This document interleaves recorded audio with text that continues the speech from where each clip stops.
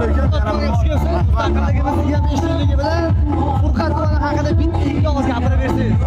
bilasizmi aka, bu nima desam bo'ladi, maqtash emas, lekin maqtashga arziydigan tuman, chunki har doim kelgan odamlarning kayfiyati umuman boshqacha bo'ladi. Haligi birorta xafa insonni ko'rmadim bugun. Hamma yonib turibdi. O'zingiz ham sirib tashladingiz. Misol uchun birorta konsertlarda, tadbirlarda qo'shiq aytsa, hamma ikkita bo'lib chiqib ketadi. Misol uchun kimdir ishi bor. Lekin bu joyda asosan odamlar konsertni oxirigacha tomosha qiladi. Gap bo'lish emas. Siz muxlislaringiz Furqat tumanida talaygina. Xudo xolasa, nasib bo'lsa aka bir konsert qilamiz. Furqat tumanida niyat Kelishdi, mana hammani oldida aka. Faqat ovoz berishsin, olsa konsert beraylik. Kommentariyada qoldirishadi aka. Sizga boshqa rahmat. Rahmat.